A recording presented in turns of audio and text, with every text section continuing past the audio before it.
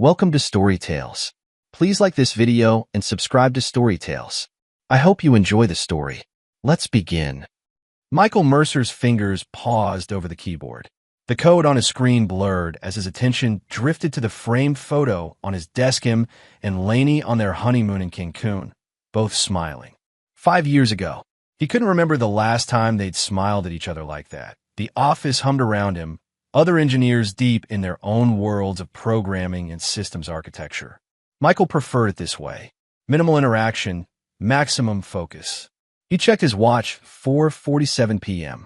13 minutes until he could reasonably leave without drawing attention. "Hey, Mercer." Trevor from accounting leaned against his cubicle wall. The wife called. Said something about needing the credit card information for an emergency purchase. Michael's jaw tightened slightly imperceptibly to anyone who didn't know to look for it. "Thanks," he said, voice even. Another surprise expense.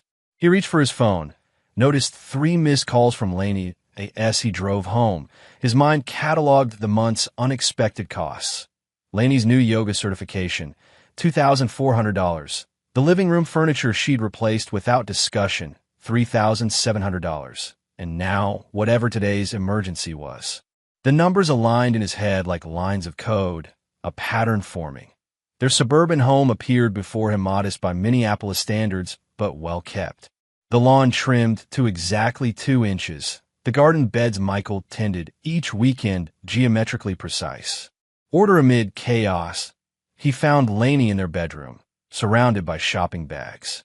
The closet door stood open, stuffed with clothes still bearing tags. "Oh, hey, babe." She bounced up, kissing his cheek, her yoga-toned body draped in what appeared to be a new outfit. "You didn't call me back." "I was working." He set his laptop bag down carefully. "What was the emergency?" "There was this pop-up boutique at the studio today. Designer stuff at crazy discounts." She pulled out a leather jacket. "This was 70% off. I couldn't pass it up. 70% off what original price." His voice remained neutral, a skill learned at his father's dinner table decades ago. That Lainey's smile faltered slightly. "Does it matter?" It was a steal. She turned to the mirror, admiring herself. The girls at the studio were so jealous. Michael watched her, mind categorizing. His father's voice echoed in his memory. "Power isn't in reaction, son. It's in restraint. Let them think you're weak. Watch. Wait. Plan." "I transferred money from savings again," she said, halfway into the closet. "Just a little." The credit card was maxed. She tossed the words over her shoulder as if discussing the weather. "I see." Michael loosened his tie. "What time is your class tonight?" 7. "Why? Do you want to come?" Her voice held no actual hope that he would. "No, just wondering how much time we have before dinner." Later, as they ate the meal he'd prepared, Michael observed her. The way she checked her phone every few minutes. The slight flush when certain messages arrived. The designer watch he didn't recognize on her wrist. "We have brunch with my family on Sunday," she mentioned between bites. "Mom's doing her famous Bloody Marys." "I'll be there," he promised, his mind already tabulating another expense. Another afternoon of subtle degradation. Another test of his restraint. That night, as Lainey slept beside him, Michael stared at the ceiling. His father had controlled through fear and fists. Michael had sworn never to become him. But as he reviewed the patterns, the missing money, the casual disrespect, the isolation from his few friends, he wondered if his opposite approach had left him equally trapped. He turned to study Lainey's sleeping face. Beautiful, careless, content in the belief that his silence meant surrender. He didn't. Sunday arrived with perfect weather and Michael's growing sense of dread. Francine's lakeside home gleamed white against the blue Minnesota sky, its manicured lawn rolling down to the water where Rick's boat bobbed gently at the private dock. "Remember to compliment Mom on her new highlights," Lainey instructed as they pulled into the circular driveway. "And don't mention Rick's golf game. He's been in a mood about it." Michael nodded, adjusting his watch, the only luxury he allowed himself, a reminder of his first major software sale. "Anything else I should avoid?" Lainey paused, lipstick halfway to her mouth. "Just be more present this time? Mom thinks you don't like them." "I'm always present," he replied, watching a muscle in his jaw flex in the rearview mirror. You know what I mean. Engage. Talk. Don't just sit there analyzing everyone. But that's exactly what I'll be doing, he thought. The door swung open before they reached it. Francine stood there, hair indeed freshly highlighted, martini glass already in hand despite the morning hour. There's my beautiful girl. She embraced Lainey, ignoring Michael until the last possible moment. And Michael, still working at that computer place? Systems engineering firm, yes. He accepted her air kiss, catching the scent of expensive perfume and vodka. Inside, Jenna lounged across a white sofa, scrolling through her phone. At 29, she'd never held a job for more than 6 months, but somehow maintained an Instagram lifestyle of luxury vacations and designer clothes funded, Michael knew, by her stepfather's guilt money. Hey, big sis. Robot man. She barely looked up. Rick emerged from the kitchen carrying a tray of Bloody Marys, his ex-military posture at odds with his weekend polo and boat shoes. Michael, how's the 9 to 5 treating you? He set down the drinks, still punching that clock for the man. Michael accepted a glass. Business is good. We just secured the healthcare network contract for. That reminds me, Francine interrupted. Lainey, you must tell Michael about Dr. Saunders' offer. He's looking for someone to revamp his office systems. It doesn't really align with what Michael does, Mom, Lainey said, but the money would be good, wouldn't it? Francine persisted. A little side hustle? Every little bit helps, especially with Lainey's studio expansion plans. Michael took a careful sip. This was the first he'd heard of any expansion plans. Brunch progressed predictably. Rick dominated conversation with stories about his sales territory.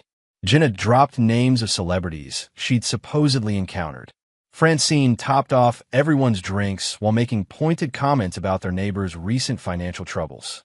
So, Michael, Rick said as they moved to the dining room, Lainey tells us you're quite the saver. Smart man, but you gotta live a little too, right? Before Michael could respond, Lainey laughed. Oh, please, I have to practically beg him to spend anything. He's just a pushover when it comes to me. Remember that trip you wanted to take to Paris? Jenna chimed in. Did he ever cave on that? Not yet, but I'm working on him. Actually, Lainey reached for her Bloody Mary. I had to raid his savings to pay off my credit card again last month. The table erupted in laughter. Francine smirked over her glass. He won't do anything about it. More laughter. Michael felt their eyes on him, waiting for his reaction: embarrassment, anger, or the nervous laugh of a man controlled. Instead, he offered a small, polite smile and cut another piece of frittata. Excuse me, he said, standing. Where's the restroom again? In the pristine guest bathroom. Michael splashed cold water on his face, watching his reflection. His father would have flipped the table, made a scene. That was never Michael's way. But the weight of years of these subtle humiliations pressed down on him now. Every just a pushover comment. Every financial violation presented as a joke. Every knowing smurf from Francine. His phone buzzed a work emergency he'd secretly arranged earlier that morning. I have to go, he announced, returning to the dining room. Server issue at work. Lainey's face fell. On a Sunday? Can't someone else handle it? I'm the lead on this project. I need to go in. He wasn't lying. He was the lead on many projects, just not the one requiring attention today. That's our Michael. Rick raised his glass. Duty calls when you're climbing the ladder. The condescension wasn't lost on Michael. He kissed Lainey goodbye, nodded to the others, and left. Instead of driving to his office, he headed to the bank. There, in the privacy of a consultation room, he spent 2 hours reorganizing his finances. By the time he left, his plan had begun to take shape. When Lainey came home that evening, slightly drunk and carrying leftovers, Michael was gone. The extended-stay apartment complex sat 15 miles from their home, near enough to his office, but in a direction Lainey never traveled. Michael signed a lease under Michael Mercer, dropping his middle name that everyone used. Simple but effective. The apartment was sparse kitchen basics, a bed, a desk for his laptop. He'd packed methodically, clothes for 2 weeks, toiletries, essential documents, and his external hard drives. Now, sitting on the edge of the bed, he opened his laptop and created a new folder, Exit. The next morning, he visited a bank across town where he'd established an account years ago. Inside a safe deposit box waited a folder documents, photos, passwords, and sealed envelopes. His insurance policy, created 2 years into the marriage when patterns became clear. "You're looking well, Mr. Mercer," said Ms. Patel, the bank manager. "It's been, what, almost a year?" 14 months, he corrected, forcing a smile. "Time flies." In a private viewing room, he spread the contents across the table. Financial records showing the gradual depletion of their joint savings. Email printouts of Lainey dismissing his concerns about spending. Screenshots of text messages to her friends mocking his frugality. All dated, organized, annotated with his precise handwriting. He added new documents. Bank statement from the last year, credit card bills, a journal logging financial and emotional incidents. The evidence mounted, not in angry scrawls, but in the methodical documentation of a systems analyst tracking a malfunction. His phone remained off. By now, Lainey would have noticed his absence, tried calling, perhaps even checked with coworkers. He wasn't ready for that confrontation. Not yet. Instead, Michael closed his eyes and let the memories surface. 16-year-old Michael hunched over circuit boards in the garage, the door locked from inside. His father's voice boomed through the house, followed by the sound of shattering glass. His mother's quiet weeping. Later, she slipped into the garage. "He's asleep now," she whispered, her eye already darkening with a bruise. "What are you building?" "A motion detector," he explained, showing her the crude but functional device. "It'll warn us when he's coming." She stroked his hair. "You're so smart, Mickey. So quiet, but so smart." "I'm going to get us out," he promised. "One day." She kissed his forehead. "Don't make waves, Mickey. Just endure. That's how we survive."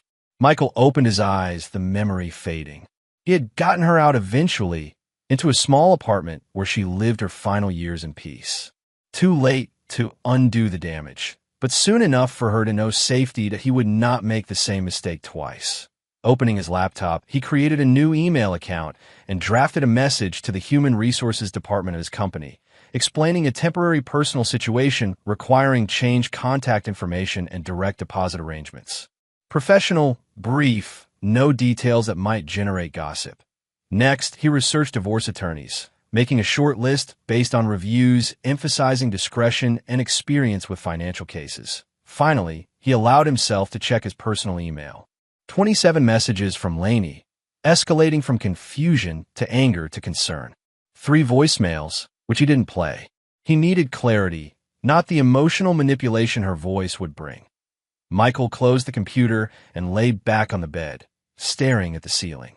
The quiet felt unfamiliar after years of Lainey's constant presence, her music, her phone calls, her demands for attention. He had forgotten what silence felt like. Tomorrow, he would begin phase 2.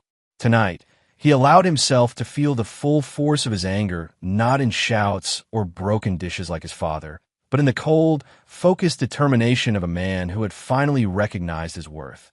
Lainey Mercer stood in the walk-in closet, staring at the empty spaces where Michael's clothes had hung. His dresser drawers sat half open, cleared of contents. In the bathroom, his toothbrush, razor, and cologne were gone. 3 days had passed since she'd returned from her mother's to find the house unnervingly quiet. At first, she'd assumed he was working late. Then, that he was punishing her with silence. Now, faced with the evidence of his deliberate departure, a new emotion crept in: uncertainty. Her phone chimed with a text from her friend Courtney. "Any word from the missing husband?"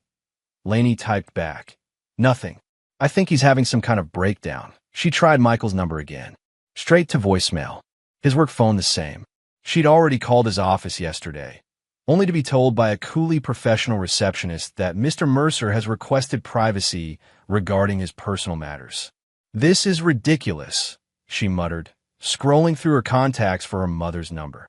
"He's just throwing a tantrum," Francine declared after Lainey explained.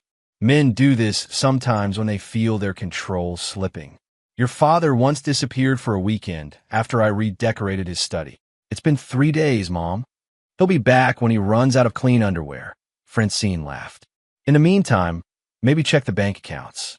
Make sure he hasn't done anything stupid." Lainey hadn't thought of that. After ending the call, she opened their banking app. Her stomach dropped, access denied. This user has been removed from the account. She tried their joint savings account. Access denied. Panic rising, she tried the credit card app. This card has been reported lost and deactivated. If this is an error, please contact customer service. Hands shaking, she called customer service. After 20 minutes and identity verification questions, she barely passed. The representative informed her that the primary account holder had removed her as an authorized user 3 days ago. That's not possible, Laney insisted. There must be a mistake. I'm sorry, ma'am. The request was processed through proper channels with all required verification. If you believe this was done fraudulently, you'll need to file a police report. Laney hung up, mind racing. Michael couldn't have done this. Quiet, reliable Michael, who never raised his voice, who patiently tolerated her family, who worked those long hours to maintain their lifestyle. Her phone buzzed with an email notification. The sender, Michael Mercer. Laney, I have filed for temporary separation. Legal documents will arrive within 5 to 7 business days. I have withdrawn from all joint financial accounts, as is my legal right during separation proceedings. Your personal accounts remain untouched, that I have instructed my workplace not to provide you with information about my whereabouts.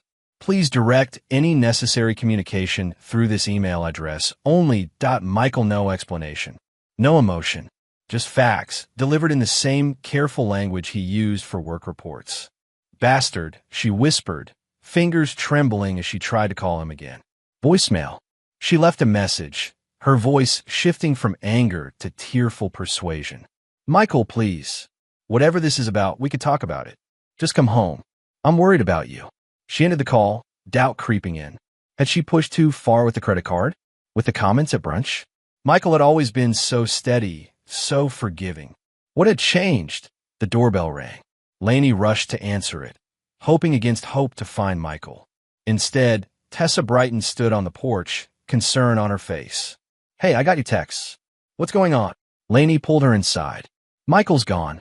He's emptied the accounts, cut off my credit cards. He's filed for separation. Tessa's eyes widened appropriately, though something fleeting crossed her expression. Wow, that doesn't sound like Michael at all. What happened? As Laney recounted the past few days, leaving out certain details about the brunch conversation, Tessa listened with a sympathy that seemed genuine. You know what? Tessa said finally. I think Caroline mentioned seeing him at that coffee shop near the office yesterday. Want me to ask around? Yes. Anything. I just need to talk to him. After Tessa left with promises to help, Laney sat down at the computer to check their bill payment accounts. The mortgage was current, but set to auto-pay from an account she couldn't access. The utilities were the same. Her phone rang the yoga studio. Laney, the booking system is completely down, her assistant manager reported. The website too. I've been trying the IT support number you gave us, but no one's answering. Michael, of course. He'd set up all their systems, maintain their website, fix problems remotely when they arose. Keep trying, she instructed, a headache forming behind her eyes. And start taking paper bookings for now. By evening, more problems had surfaced. The specialized accounting software Michael had customized for the studio was locked. The social media scheduling platform showed all accounts logged out. Even the thermostat system Michael had installed responded to the app with user access revoked. When she arrived at the studio the next morning, a small group of confused clients stood outside the locked doors. The electronic entry system displayed, "Service interrupted." I'm so sorry. Laney apologized, using her emergency key. Technical difficulties. Inside, the phone rang constantly. Without the booking system, classes overlapped. Instructors arrived for sessions that had been canceled. Regular clients complained about confirmations sent, then withdrawn. Weeks end. The studio operated in chaos. Paper systems failed to replace the elegant digital architecture Michael had built. Clients drifted away, irritated by double bookings and missed appointments. Laney sat in the empty studio after closing, calculating losses. Without Michael's technical support, without access to their joint accounts, without even her credit cards, the financial cushion she'd taken for granted evaporated. Her phone buzzed with a text from her mother. Rick's attorney friend says Michael can't legally cut you off completely. Call him tomorrow. Lainey stared at the message, a strange realization dawning. For the first time since their marriage, she felt afraid not of Michael, but of her future without him. Without his steady income, without his technical expertise, without his quiet, consistent presence supporting her dreams, she hadn't known he could leave. Hadn't thought he would. Looking around the studio, her pride and joy, now limping along on paper bookings and cash payments, she whispered to the empty room, "What have I done?" Michael checked his watch as he entered the restaurant exactly noon. Bryce Ketterling already occupied a corner table, legal pad and pen precisely aligned beside his water glass. Some habits never changed. Right on time, Bryce stood extending his hand, still punctual as atomic clockwork. "Some things stay consistent," Michael replied, taking the seat with his back to the wall. Another habit, developed in childhood, to watch for his father's approach. They ordered quickly. Bryce knew what he wanted without looking at the menu. Another trait Michael appreciated. Efficiency. "So," Bryce leaned forward slightly, lowering his voice. "Your email was intriguing, but light on details. Legal consultation regarding marital dissolution with financial components. Care to elaborate?" Michael looked at his old college friend. They'd roomed together junior and senior year, both quiet, serious students while their peers partied through semesters. Both betrayed by the same woman, though at different times. "I've left Lainey," Michael stated simply. "I need a strategy for a clean, permanent separation that protects my assets." Bryce's eyebrows rose slightly. "I won't say I'm shocked, but knowing you, this isn't a spur-of-the-moment decision. 5 years in observation, 2 in planning, 3 days in execution." A small smile crossed Bryce's face. "And here Lainey always said you were bad at surprises." He picked up his pen. "Tell me everything, starting with your current financial situation." For the next hour, Michael outlined his strategy. So far, the separate accounts established years ago, the documentation of financial transfers, the methodical withdrawal from joint holdings, and the evidence collected of emotional manipulation. Bryce took notes in his precise handwriting. The temporary separation filing was smart. Gives us time to position everything correctly. He tapped his pen against the pad. "But Lainey won't go quietly. You know that, right? I'm counting on it. She'll claim you abandoned her. She'll cry to judges about her destroyed credit rating. She'll play victim." Michael nodded. "I have documentation of every unauthorized transfer she made from our accounts. Every dismissive comment about my concerns. Every time she used joint funds for personal luxuries while complaining about my modest expenses." "Good. But it's not just about evidence. It's about narrative." Bryce set down his pen. "Judges are human. They respond to stories. Right now, the surface story is successful husband suddenly abandons yoga teacher wife. We need to reshape that." "How?" "First, by establishing a pattern of financial abuse on her part. Second, by documenting emotional manipulation. Third, by demonstrating that you attempted to address these issues before taking drastic action." Michael frowned. "The third part is problematic. I didn't confront her directly." "Why not?" The question hung between them. Michael stared at his water glass, calculating his response. "My father was confrontational," he said finally. "Loud, violent. I swore I'd never be that man." Understanding dawned in Bryce's eyes. "So, you went the opposite direction. Silent endurance. Until now. We can work with this." Bryce made another note. "Actually, it might strengthen our case. You endured until it became damaging to your mental health. Then you removed yourself from a toxic situation in a responsible way. You maintained financial responsibility for household obligations. You didn't create a scene." Michael nodded slowly. But Bryce continued, "We need someone who can speak to the psychological impact of the situation. A professional opinion would carry weight. I'm not comfortable with therapy. Not therapy. A consultation. An expert who can review the evidence and provide an assessment." Bryce pulled out his phone. "I know someone. Dr. Margot Klein. Specializes in relationship dynamics, particularly emotional abuse patterns. She testifies in complex divorce cases." Michael hesitated. "Trust me," Bryce said, "Lainey will bring emotional manipulation to the table. We need to be prepared." After lunch, Michael sat across from Dr. Klein in her office, surrounded by bookshelves and soft lighting. Unlike the aggressively cheerful therapist Lainey had once insisted they see, Dr. Klein projected calm competence. Mr. Ketterling explained your situation in broad terms. She said, notebook open, but pen not yet moving. Before we begin, I want to clarify my role. I'm not here as your therapist. I'm here to assess the dynamic you've described and, if appropriate, provide expert testimony. Michael appreciated her directness. Understood. Good. Now, tell me about your marriage. Start with patterns, not incidents. For the next hour, Michael described life with Lainey. The early years when her spontaneity seemed refreshing against his structured nature. The gradual shift as financial decisions became one-sided. The subtle comments undermining his confidence. The growing isolation from his few, close friends. The performance of their relationship for her family and social circle. Dr. Klein took notes, occasionally asking for clarification, but never expressing judgment. When he finished, she set down her pen. What you're describing fits established patterns of what we call financial and emotional abuse. It's less recognized when directed at men, but the dynamics are similar. She closed her notebook. I'd like to review the documentation you've collected.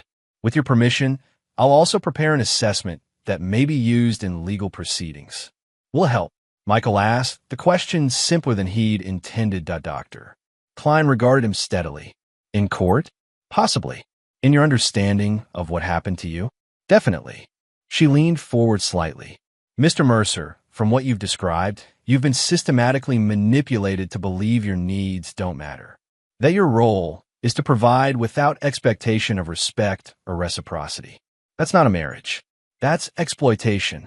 Something tight in Michael's chest loosened slightly. Hearing it named exploitation and abuse validated the anger he'd contained for years. There's something else I'd like you to consider, Dr. Klein continued. Your strategy of documenting and methodically separating yourself shows remarkable self-protection skills. But going forward, you might benefit from learning to recognize these patterns earlier, to establish boundaries before reaching breaking point. Michael nodded. One step at a time, Doctor. First, I need to be free. Later, walking to his car, Michael's phone vibrated with a text from Tessa Brighton. Had coffee with Lainey today. She's freaking out about the studio. Keeps saying she can't believe you'd sabotage her dream. I acted sympathetic, but thought you should know. He typed back. Thank you. Any mention of legal action. Her mom is pushing her to file something. Rick knows an attorney, but she's worried about what you might reveal if pushed. Interesting. So Lainey sensed he had evidence, though she couldn't know how much. Fear would make her cautious, at least temporarily. Another text arrived, this one from Bryce. Klein called. You made an impression.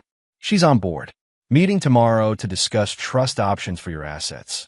Michael slid into his car, closed the door, and for the first time in days, allowed himself a small smile. Not of happiness, he was far from that, but of recognition. The systems he'd built, the plans he'd laid, the protections he'd established. They were working. His father had controlled through force. Michael controlled through strategy. Michael sat in the coffee shop near his office, laptop open to lines of code that would seem incomprehensible to casual observers. Tessa Brighton slid into the chair across from him, setting down 2 cups. Black coffee, no sugar, extra shot, she announced, pushing one toward him. You remembered, Michael said, closing his laptop. Something stick. Tessa stirred her own complicated concoction. Like how you drink coffee like it's medicine, not pleasure. Michael allowed a small smile. Efficiency.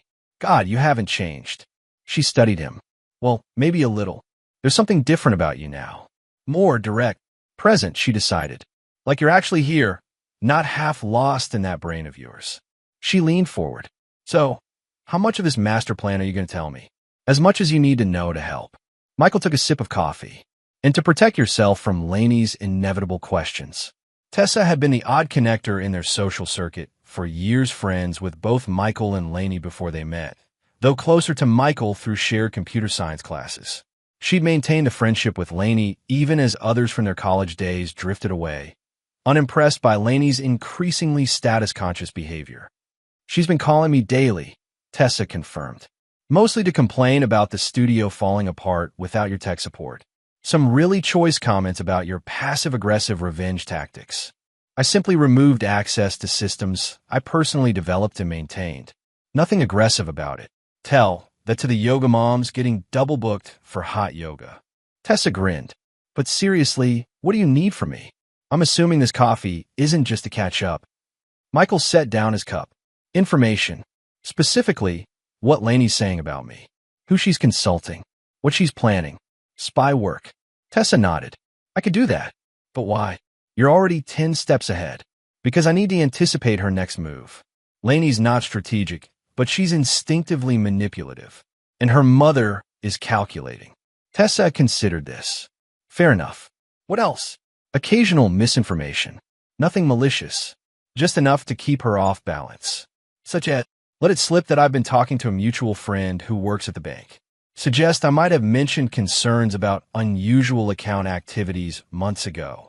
Understanding dawned in Tessa's eyes, creating doubt about who else might know what she did. Clever. She took a long sip of her coffee. You know, I wanted to see Lainey get a reality check for years. The way she talks about you when you're not around, tell me. Tessa hesitated. You sure? It's not pretty. I need to know everything. Okay. Tessa set down her cup. She calls you her ATM with anxiety. Jokes about how she can always get what she wants if she just waits until you're too tired to argue. Brags about hiding purchases until you've forgotten to check the statements. She paused. Last Christmas party, she and Courtney were laughing about how you thought the yoga retreat was $900 when it was actually $2,700. Michael showed no reaction, but inside, each revelation hardened his resolve. Speaking of Courtney, has Lainey been messaging with her about this situation?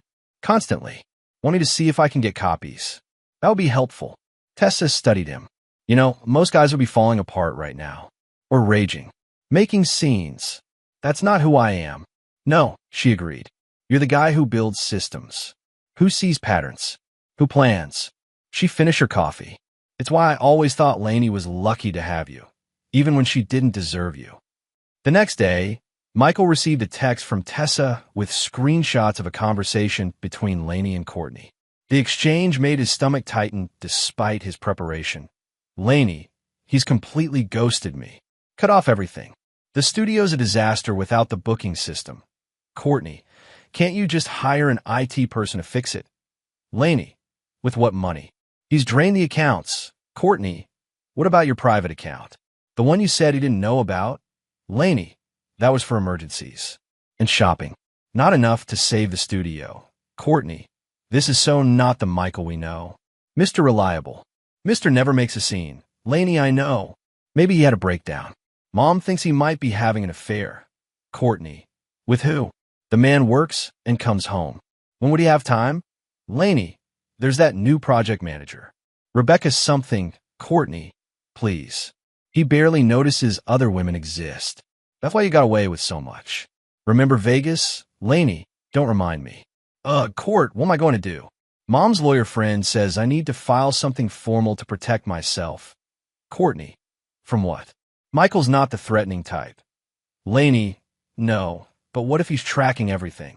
What if he has, evidence of stuff? Courtney, like what? The shopping? The Craig incident? Lainey, all of it. You know how detail-oriented he is. Courtney, girl, you bled him dry. Next time, marry rich and dumb. The last line burned brightest. Michael forwarded the screenshots to Bryce with a brief message. Add to the file. Bryce responded minutes later. Perfect. Establishes intent and pattern. Tessa willing to provide statement if needed? She is. That evening, Michael met with Bryce at his office to review the trust documents. The legal structure was elegant in its simplicity. A revocable trust established months ago, quietly funded with Michael's separate assets, including royalties from his security software patent money Lainey never knew existed. The house transfer is the trickiest part, Bryce explained, pointing to the document, since it was purchased during the marriage. But we've documented that your separate funds provided the down payment and that you've made all payments from your primary income. Will it hold up? Minnesota isn't a community property state. It's equitable distribution. Given the documentation we have of Lainey's financial behavior, plus her own admissions in these texts, we have a strong case for an uneven distribution in your favor. Michael nodded, reviewing the papers. And the timing? I've prepared everything. We can file as soon as you give the word. Bryce hesitated. There's one more thing. Your father's property in Wisconsin. You've never mentioned it to Lainey. No, I inherited it after we were married, but I never told her. Too many difficult memories. Michael hadn't visited the small lakeside cabin since his father's death 3 years ago. The insurance money paid the taxes and minimal upkeep. Good. It's included in the trust, but separated from the primary assets. Less visible. As Michael drove back to his temporary apartment, he felt the pieces aligning. Financial protection in place. Legal strategy established. Evidence mounting. The system he'd built to extract himself was working with the precision of well-written code. His phone buzzed with another text from Tessa. Heads up. Lainey called me crying tonight. Says she's going to your office tomorrow to make a scene, if necessary. Wants to force you to talk to her. Michael texted back. Thank you for the warning that he'd anticipated this move. Lainey's preferred tactic when reason failed. Public drama, tears, appeals to sympathy. It had worked on him once. Not anymore that he made a quick call to his office's security team, explaining that his estranged wife might attempt to create a disturbance. Then he emailed his team, rescheduling tomorrow's in-person meetings to video conferences he could attend remotely. 5 days had passed since he'd left. 5 days of methodical preparation. Tomorrow would begin the next phase, the confrontation he'd prepared for, but never sought. Not with anger like his father, but with evidence. Not with force, but with truth. Michael closed his eyes, visualizing the steps ahead like lines of code executing in sequence. Each action leading to a predictable reaction. Each reaction triggering his next prepared response. The system was ready. He was ready. The yoga studio bustled with mid-morning activity. Through the glass front, Michael could see Lainey moving through the reception area, chatting with clients, her smile professional and warm, the public face she cultivated so carefully. 7 days had passed since he'd left. Time enough for her to adjust to his absence, but not enough to rebuild what his departure had dismantled. He checked his watch. 10:15 a.m. The Thursday morning rush between classes. Maximum visibility. Beside him, Paula Reinhardt from Bryce's office adjusted her blazer. Are you absolutely certain you want to proceed this way, Mr. Mercer? We could serve these at her residence. I'm certain, Michael replied, his voice steady. This needs witnesses. They entered together, Michael holding the door for the attorney. Conversations stilled as he walked in. A client he recognized from dinner parties stared openly. Another quickly texted something on her phone. Lainey looked up from the reception desk, her smile freezing when she saw him. Michael. Confusion, relief, and wariness battled across her face. What are you? Mrs. Mercer. Paula stepped forward, professional and detached. I'm Paula Reinhardt, representing Michael Mercer in divorce proceedings. I'm here to formally serve you with these documents. The studio went silent. Lainey's face drained of color as Paula placed a thick envelope on the counter. What is this? Lainey's voice trembled. Michael, what are you doing? Michael maintained eye contact, but didn't move closer. Exactly what it appears to be. I'm filing for divorce on grounds of emotional and financial abuse. Abuse. Lainey's voice rose, eyes darting to the clients who had stopped pretending not to listen. That's ridiculous. If anyone's being abusive, it's you disappearing, cutting off the accounts, sabotaging my business. Paula cleared her throat. Mrs. Mercer, I suggest you review these documents with your own counsel before making further statements. They include substantial documentation of the claims being made. Lainey snatched the envelope, tearing it open. Her hands shook as she pulled out the first page of formal divorce petition. Behind it, a thick sheaf of papers, bank statements with highlighted transfers, annotated credit card bills, printed text messages. What is all this? She whispered, eyes widening as she recognized her own words in the messages. Evidence, Michael said simply. Everything is there, the unauthorized transfers from our joint accounts, the hidden credit card charges, the conversations with your friends about how you bled me dry. A woman near the water cooler gasped audibly. You spied on me. Laney's shock transformed to anger. You hacked my phone. I did nothing illegal. Your friend Courtney accidentally sent me messages meant for you. Michael kept his voice level. Your privacy wasn't violated. Your deception was exposed. Laney's gaze darted around the studio, noting the shocked expressions, the uncomfortable shuffling of clients edging toward the door. Her carefully curated image, the successful, enlightened yoga instructor with a perfect supportive husband, crumbled visibly. We should discuss this privately, she hissed.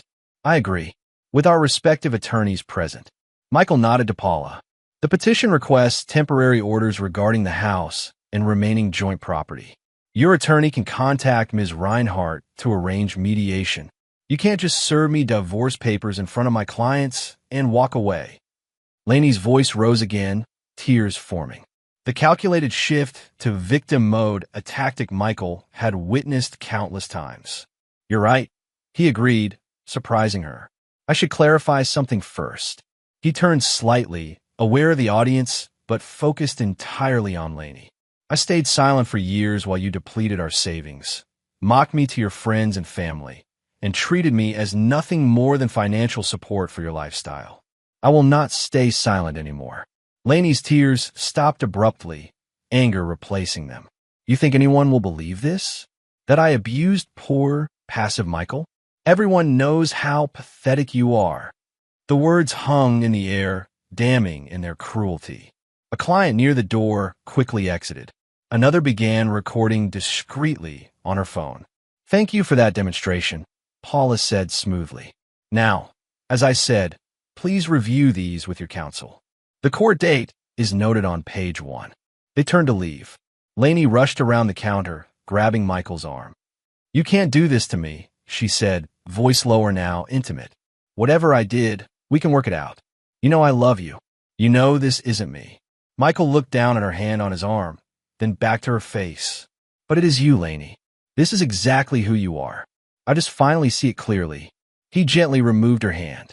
Everything else goes through the attorneys now. Outside, Paula looked at him with newfound respect. That was remarkably controlled, Mr. Mercer. Systems work best when emotions don't interfere, he replied, though his heart pounded in his chest. What's next? We wait. She'll hire an attorney. They'll review the petition and evidence. They'll almost certainly try to claim you've damaged her business by withdrawing technical support. I've documented every system I built for her, with development dates showing they were created on my personal time, using my resources.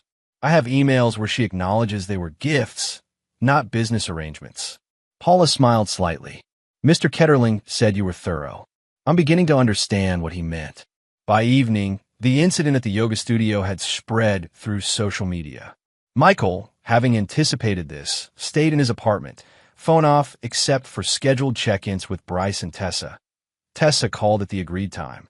Well, you certainly caused a stir, she opened without preamble. Laney's been on the phone for hours. Her mother arrived with Rick about an hour ago. There was shouting. How bad is the blowback? Michael asked, preparing for worst-case scenarios.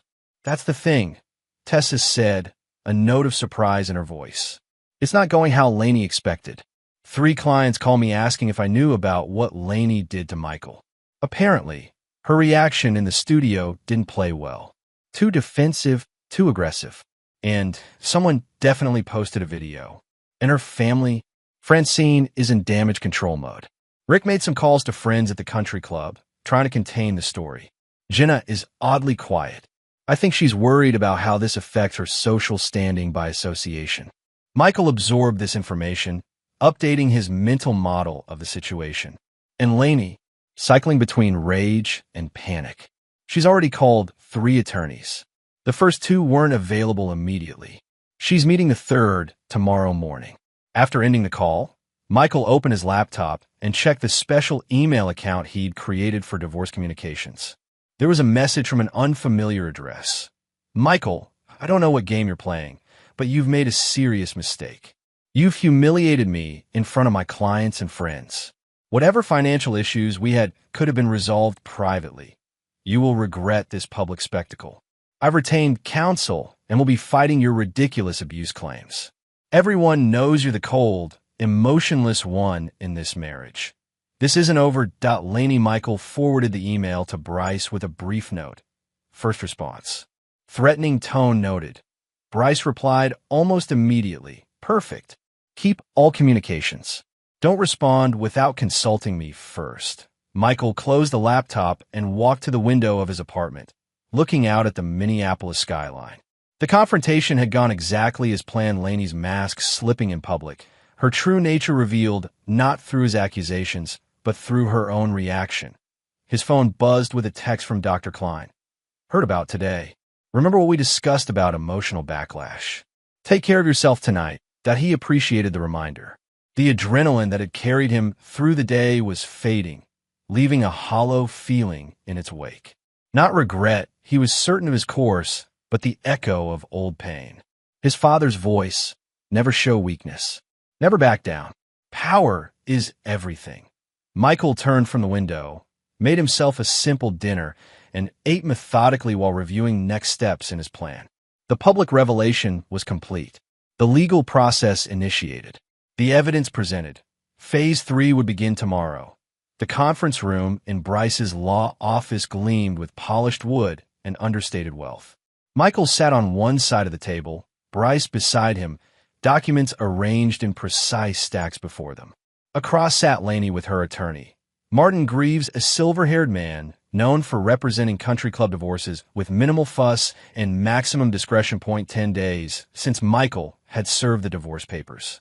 10 days of escalating legal threats from Laney's side, culminating in today's emergency mediation session requested by Greaves after receiving full copies of Michael's evidence file. Thank you all for agreeing to this meeting. Greaves began, his tone suggesting he was doing everyone a favor. I believe we can resolve this matter efficiently if we approach it reasonably. Bryce smiled blandly. We're always open to reasonable approaches. Laney hadn't looked directly at Michael since entering. She wore a conservative dress or courtroom outfit. He recognized and kept her expression neutral, coached no doubt by Greaves on appearing rational and wounded. My client acknowledges there may have been some financial misunderstandings in the marriage, Greaves continued. However, we categorically reject the characterization of abuse. Mrs. Mercer was operating under the good faith assumption that their finances were shared. Interesting interpretation, Bryce replied, opening a folder.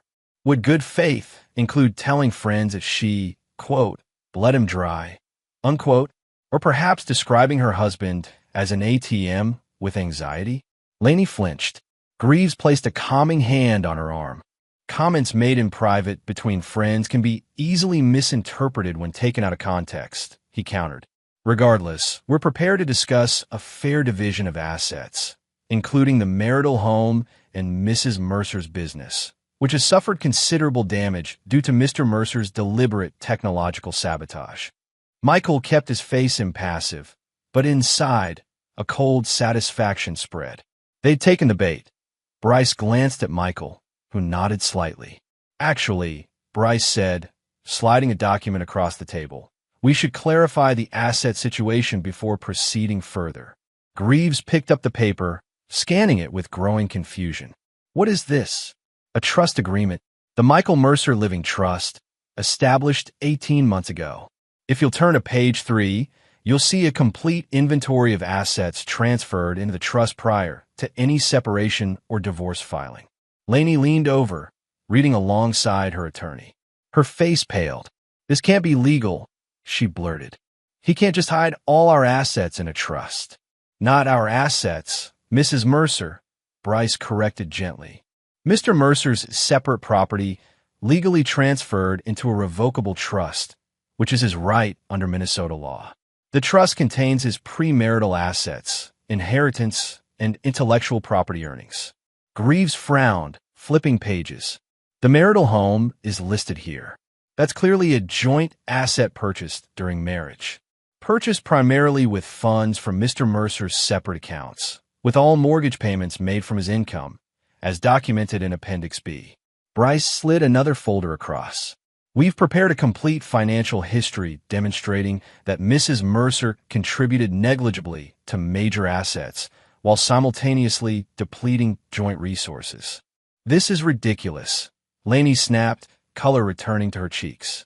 We both know Michael didn't have significant assets before we married. He was just a mid-level programmer. Michael spoke for the first time, his voice even. You never asked about my finances, Lainey. You assumed. Just as you assumed I didn't notice the missing money, or the credit card charges, or the comments to your friends. What significant assets are we discussing here? Greaves asked. Professional interest peaked despite himself. Bryce produced another document. Mr. Mercer developed a specialized security protocol during his graduate studies. He sold the patent 3 years before meeting Mrs. Mercer, with a structured royalty agreement that continues to generate substantial income. That income was never commingled with joint accounts. Lainey stared at Michael, shock and betrayal on her face. You had a patent? All this time? While I was stressing about studio expenses and household budgets. You were never stressing about household budgets, Michael replied calmly. You were overspending them and taking from my savings to cover the difference. The budget I created would have been more than adequate if followed. So what is this? Lainey demanded, gesturing at the trust document. Some kind of punishment? Financial revenge? No, Michael said. It's protection. The same protection I should have established years ago. Greaves, recovering his composure, gathered the documents. We'll need time to review these materials and consult with financial experts. In the meantime, my client requires interim support while this matter is resolved. That brings us to our counter-proposal, Bryce responded, producing a final document. Mr. Mercer is prepared to offer a one-time settlement reflecting Mrs. Mercer's legitimate contributions to the marriage. In exchange, we require full resolution of all claims, including those related to the yoga studio technologies.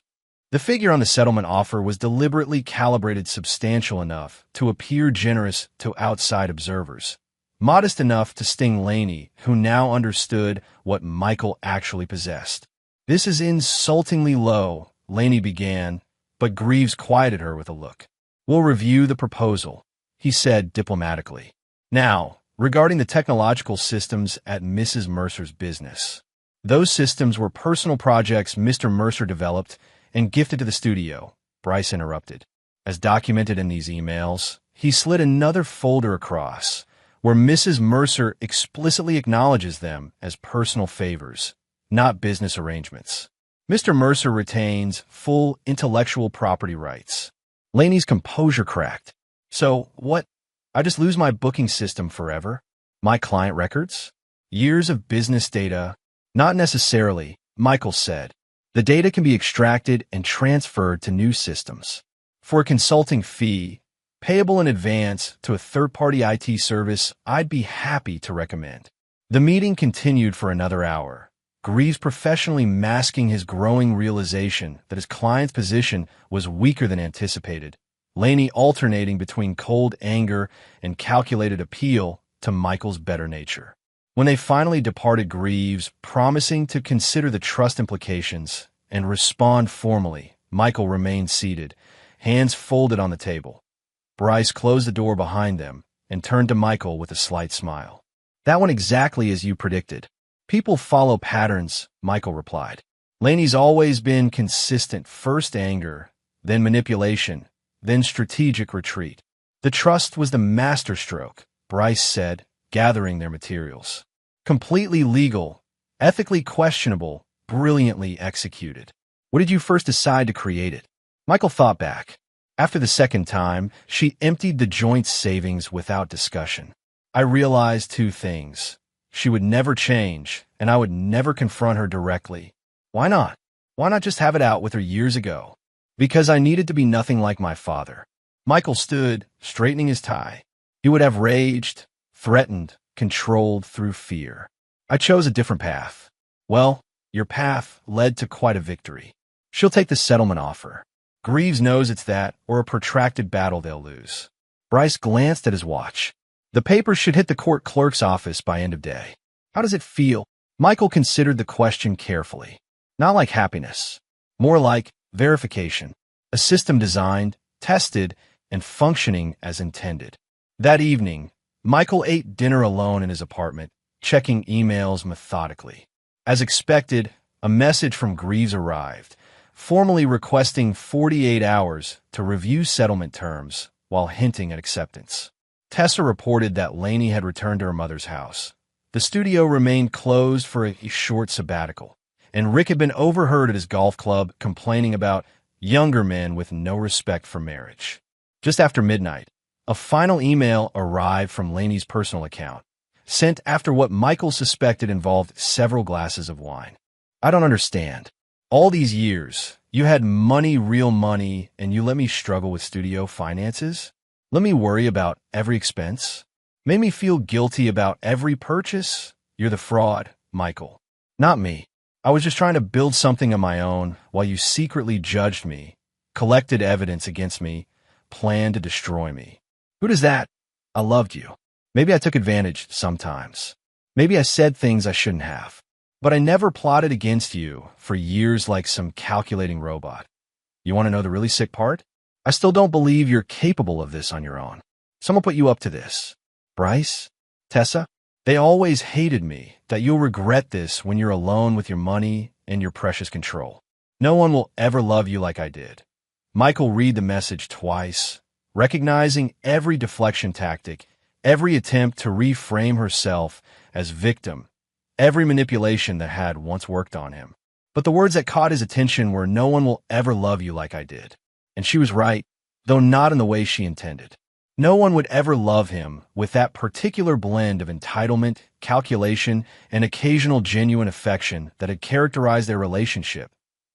He closed the email without responding and went to bed, sleeping more soundly than he had in years. 3 weeks later, Michael stood by the small lake on his father's property in Wisconsin. The water reflected the cloudy sky, gray and still. He hadn't visited in over 5 years, avoiding the memories saturated in the weather cabin behind him. The final divorce decree had been signed yesterday. Lainey had ultimately accepted the settlement, her legal options exhausted by the ironclad trust and overwhelming evidence. Her counterclaims of emotional abandonment gained no traction against the documented financial and psychological abuse that she'd made one last attempt at public redemption, a tearful interview with a local lifestyle blogger portraying herself as blindsided by a calculating husband. The story collapsed when the blogger received anonymous copies of Lainey's text messages about bleeding him dry. The source remained unnamed, though Michael suspected Tessa's involvement. His phone vibrated in his pocket. "Bryce." "It's done," his friend and attorney said without preamble. "Funds transferred, releases signed, records sealed as requested. You are officially unmarried." "Thank you," Michael replied, watching a fish break the lake's surface. "Any last-minute complications?" "None." She tried to include a non-disclosure clause preventing you from discussing the marriage with mutual friends. "I declined on your behalf." Bryce paused. "Was that correct?" "Yes. I have no intention of discussing it, but I won't be legally silenced." "Didn't think so." Another pause. "What now, Michael? Back to the old apartment? New place?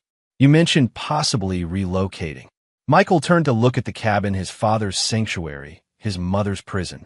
The place where he'd learned to be invisible, to watch, to plan. "I'm not sure yet," he admitted. "I need to finish something first." After ending the call, Michael walked to the cabin porch and unlocked the door with a key he'd kept on a separate ring from his others. Inside, dust covered the sparse furniture. His father's chair still dominated the main room, positioned to oversee everything. Michael moved methodically through the space, opening windows to release the stale air. In the small bedroom, he found what he'd come for, a cardboard box of his mother's few possessions, untouched since her death 8 years ago. He carried it outside to the picnic table overlooking the lake. Inside lay photo albums, her reading glasses, a well-worn paperback novel, and an envelope addressed to him in her handwriting. He'd never had the courage to open it after finding it among her things in the nursing home. Now, he carefully broke the seal. "My dearest Mickey, if you're reading this, I'm gone, and I hope you found some peace. I need you to know something I never had the courage to tell you while I was alive.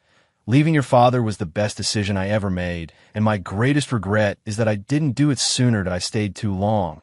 Believing I could change him, believing I deserved no better, believing staying was somehow protecting you. I was wrong on all counts. You learned to be quiet from him, to watch from the shadows, to plan in silence. These aren't bad traits, Mickey. They've made you thoughtful, observant, careful. But don't let them make you distant from your own life, as I was. Whatever path you've chosen, I hope it's one where you value yourself enough to walk away from those who don't.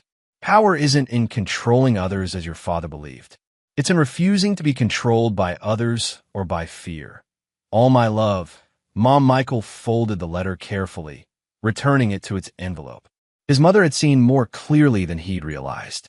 She'd recognized the lessons he'd absorbed from his father, both the destructive ones he'd rejected and the quieter ones that shaped his nature. He pulled out his phone and made a call he'd been considering for days. Bryce, it's Michael. That donation we discussed for the women's shelter? I'd like to proceed. In my mother's name, Eleanor Mercer. Consider it done, Bryce replied. Amount. Michael named a figure that would establish a permanent endowment, large enough to draw notice but not publicity. And one other thing, Michael added. I've decided to accept that consulting offer from the Seattle firm. Fresh start. Good for you, Bryce said, genuine approval in his voice. When will you tell the others? Soon. I need to close a few things here first. After ending the call, Michael sat by the lake until sunset, watching the water change colors with the sky. He thought about the system he'd built to extract himself from his marriage, the documentation, the legal protections, the strategic revelations. He'd executed it flawlessly, yet his mother's words lingered. Don't let them make you distant from your own life. Had he done that? Removed himself so completely that even his victory felt observed rather than experienced. As darkness fell, Michael returned to the cabin and built a small fire in the old stone fireplace. He opened his laptop and typed a brief email to Dr. Klein, requesting a final session before his move to Seattle that in the appointment book he always carried. He wrote 2 new entries. Call real estate agent about selling cabin. Research volunteer opportunities in Seattle. His father had taught him to gather power through control. His mother, through her letter, taught him to use that power for release. Michael closed the notebook and watched the fire. For the first time in months, perhaps years, he allowed himself to feel the full weight of what had happened. The betrayal, the calculated exit, the exposure of Laney's true nature to the world. Not with his father's rage or his mother's resignation, but with his own methodical determination. He hadn't smiled out of joy when the divorce finalized. That wasn't who he was. He had smiled because he had ended it with power, not pity. No forgiveness, no reconciliation, only peace earned through his own design as the fire died to embers. Michael mentally closed the folder on this chapter of his life. The evidence collected and presented. The judgment rendered. The case closed. Tomorrow, he would begin the process of selling the cabin, his final tie to his father's legacy. The proceeds would join the endowment for the shelter in his mother's name. Outside, the lake reflected the emerging stars. Inside, Michael Mercer looked toward a future he had engineered not just to escape Laney, but to finally escape the shadows of his past.